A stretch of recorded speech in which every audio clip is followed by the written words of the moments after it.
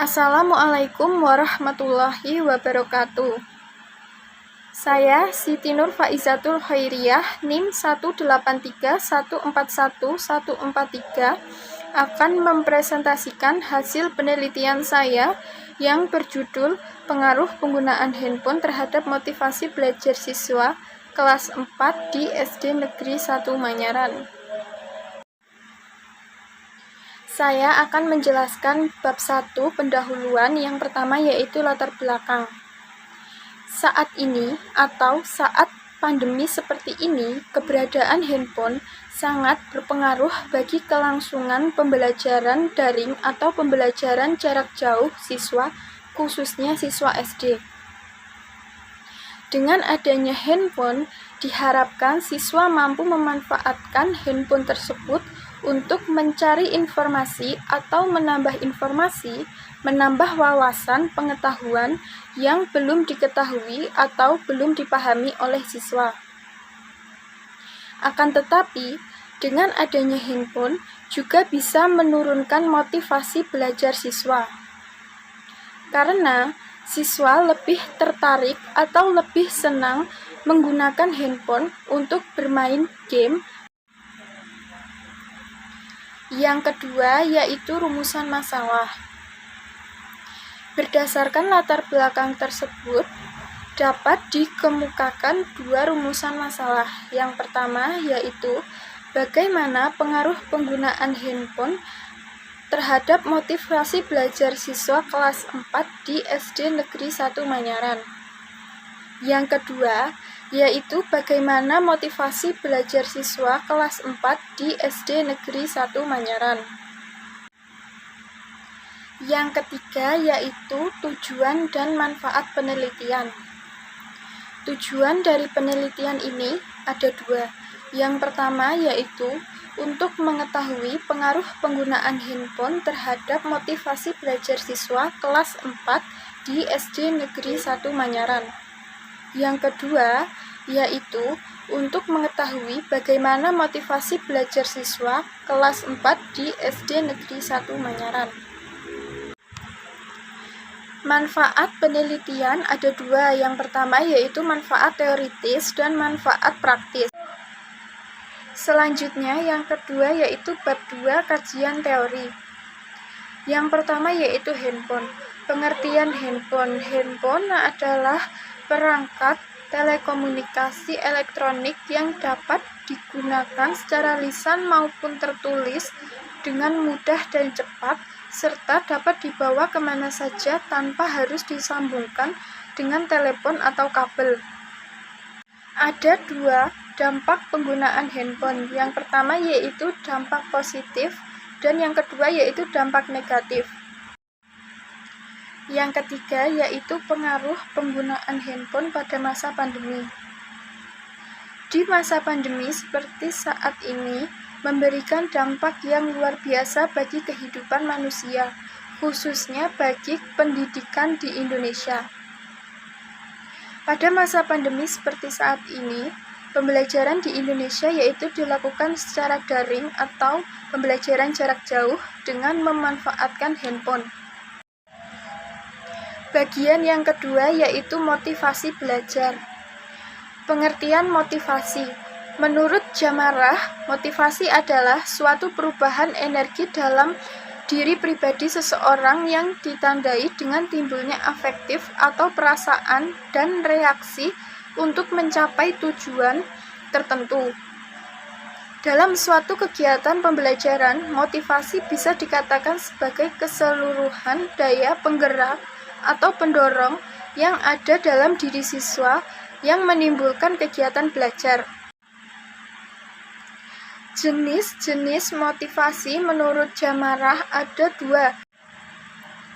Fungsi motivasi menurut Sadirman ada tiga.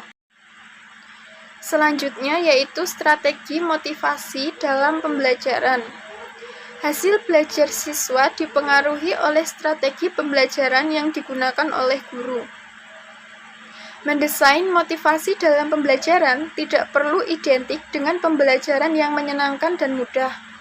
Tetapi, lebih pada bagaimana menciptakan pembelajaran yang mempertimbangkan pendekatan pada karakter masing-masing siswa. Selanjutnya yaitu faktor penghambat motivasi. Terdapat beberapa hal yang menyebabkan penghambat bagi motivasi siswa. Yang pertama yaitu guru tidak memberikan motivasi kepada siswa. Yang kedua, siswa tidak menyukai cara mengajar guru. Yang ketiga, siswa tidak menyukai mata pelajaran tertentu. Yang terakhir yaitu peran guru dalam meningkatkan motivasi belajar siswa pada masa pandemi. Pada masa seperti saat ini, peran guru sangatlah penting dalam meningkatkan motivasi belajar siswa. Bagian yang ketiga yaitu kerangka berpikir. Dalam penelitian ini terdapat dua variabel. Yang pertama yaitu variabel X.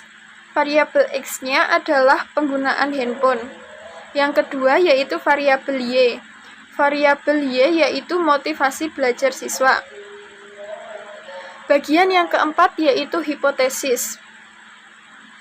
Hipotesis dari penelitian ini yaitu HO, tidak ada pengaruh positif dan signifikan antara penggunaan handphone terhadap motivasi belajar siswa kelas 4 di SD Negeri 1 Manyaran. Selanjutnya yaitu HA. Ada pengaruh yang positif dan signifikan antara penggunaan handphone terhadap motivasi belajar siswa kelas 4 di SD Negeri 1 Manyaran. Selanjutnya yaitu bab 3 tentang metodologi penelitian.